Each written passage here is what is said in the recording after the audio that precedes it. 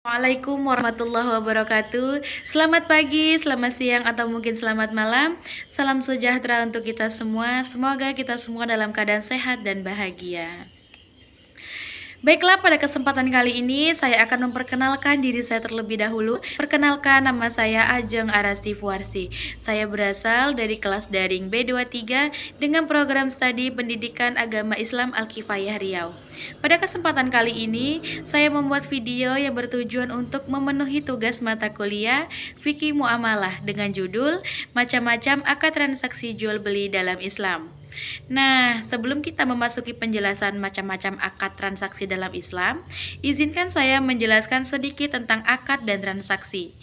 Akad adalah sebuah perjanjian atau kontrak yang dilakukan dalam transaksi di dunia bisnis yang diatur oleh prinsip-prinsip syariat Islam.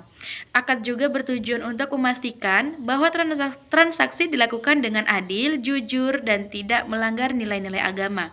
Selanjutnya adalah transaksi. Transaksi adalah tindakan yang melibatkan dua pihak. Transaksi dilakukan dengan pertukaran atau dasar saling menguntungkan antara kedua belah pihak. Berikut beberapa contoh akad yang sering kita gunakan dalam bertransaksi. Di antaranya adalah akad salam dan istihna, akad murabahah, akad mudharabah, dan akad ijarah. Akad salam. Akad salam dalam syariat Islam adalah transaksi jual beli yang diperbolehkan karena memiliki banyak manfaat dan hikmah. Akad salam memiliki beberapa perspektif, di antaranya adalah prinsip syariah. Akad salam dirancang untuk menghindari riba atau bunga dalam transaksi. Pembeli membayar harga penuh di awal tanpa tambahan biaya. Selanjutnya adalah keuntungan.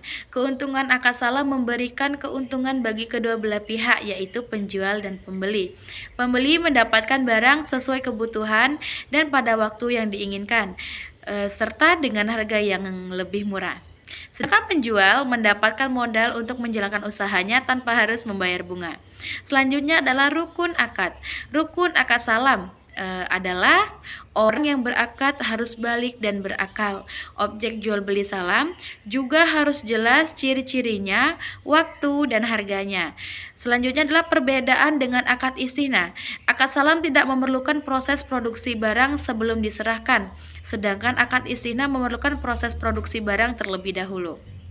Selanjutnya adalah pembatalan transaksi. Jika barang yang dikirim tidak sesuai dengan ketentuan, pembeli boleh melakukan atau khiyar, yaitu memilih apakah transaksi dilanjutkan atau dibatalkan. Selanjutnya adalah istihna. Akad istihna adalah kesepakatan antara dua pihak, yakni pembeli atau yang disebut dengan mustahni dan penjual atau yang disebut dengan sani, terkait pemesanan barang berdasarkan kriteria tertentu yang disepakati oleh kedua belah pihak.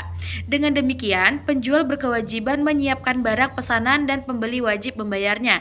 Pada prakteknya, istihna tidak hanya menyangkut barang yang diproduksi saja, misalnya seperti kredit rumah.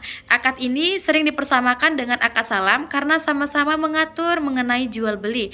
Namun terdapat beberapa perbedaan akad salam dan istihna yang dapat menjadi patokan dalam transaksi syariah. Berikut ini beberapa perbedaannya.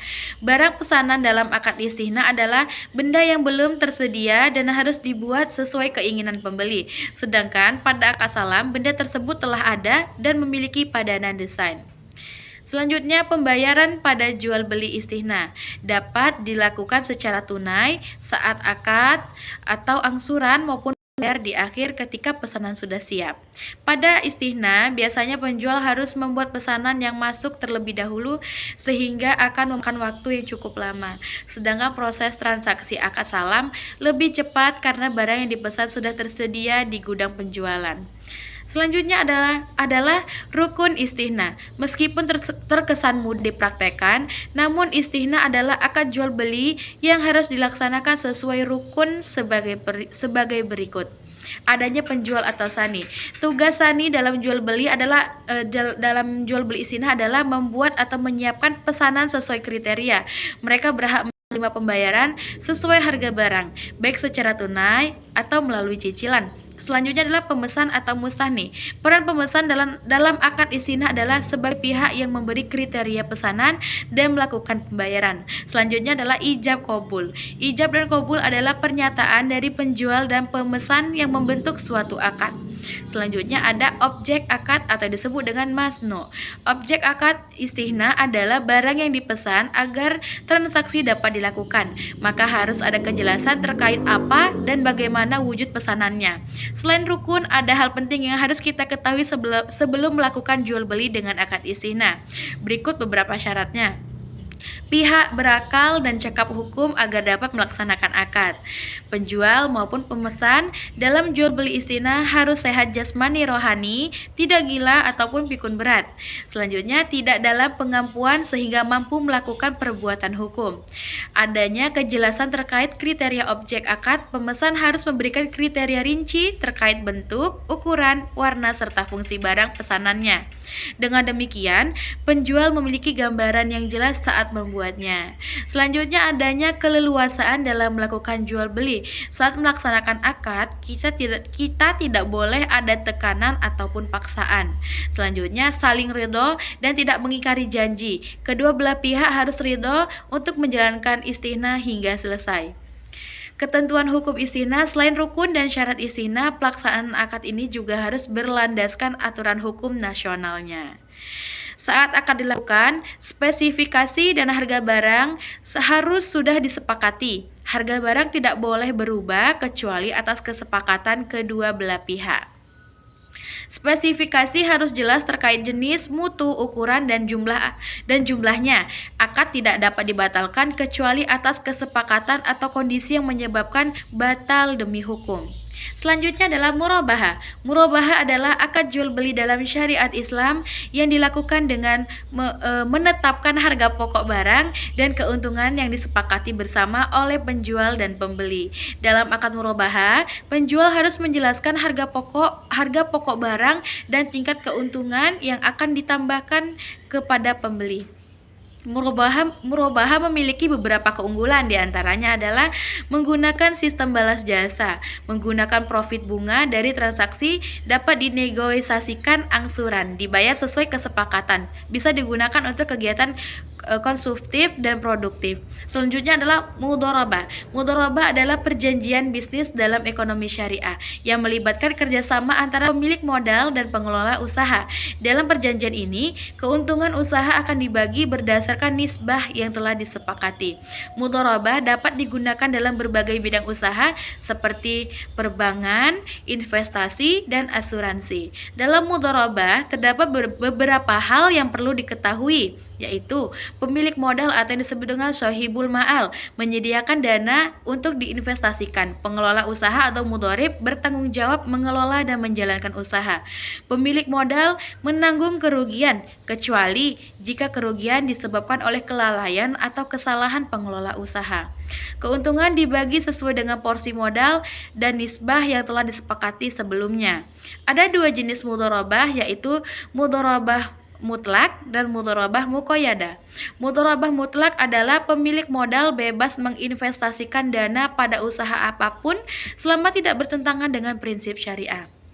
Mudharabah muqayyadah adalah pemilik modal memberikan syarat atau batasan tertentu mengenai jenis usaha atau objek investasi yang diinginkan kepada pengelola usaha. Selanjutnya adalah akad ijarah. Akad ijarah adalah suatu perjanjian yang bertujuan untuk memindahkan manfaat atau hak guna suatu barang selama periode masa berlaku akad ijarah, yaitu setelah pembayaran upah sewa tanpa diikuti oleh pergantian kepemilikan atas barang tersebut. Menurut Undang-Undang Nomor 19 Tahun 2003 tentang Surat Berharga Syariah, akad ijarah adalah suatu perjanjian di mana salah satu pihak menyewakan hak atas asetnya kepada pihak lain berdasarkan biaya dan periode sewa menyewa yang telah disepakati.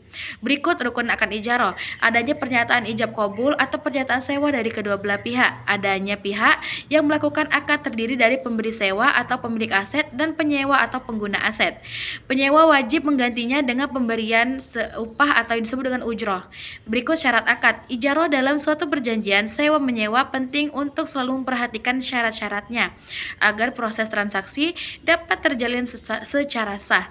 Berikut ini adalah beberapa syarat akad ijarah yang perlu kita ketahui. Pertama, adanya pihak penyelenggara akad, baik penyewa maupun yang menyewakan, tidak atas keterpaksaan. Orang yang tidak sah melakukan akad ijaroh adalah orang yang belum dewasa atau dalam keadaan tidak sadar. Selanjutnya adalah objek yang disewakan harus berwujud sama sesuai dengan realitas dan tidak dilebih-lebihkan sehingga meminimalisir unsur penipuan. Pemberian imbalan atau upah dalam transaksi ijaroh harus berwujud sesuatu yang dapat memberikan keuntungan bagi pihak penyewa. Jenis akad ijaroh.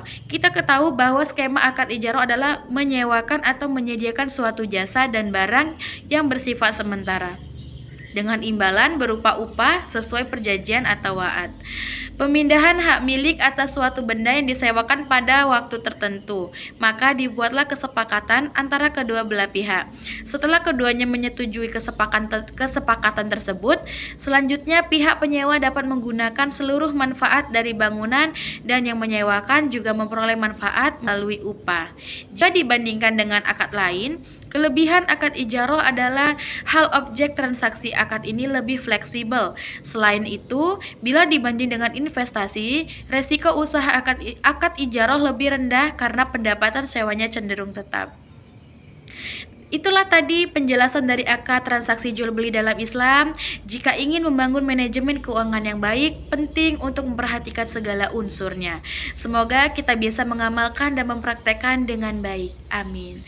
Tak terasa waktu sudah habis. Terima kasih atas segala perhatiannya. Saya Ajeng Arasif Warsi pamit undur diri. Assalamualaikum warahmatullahi wabarakatuh.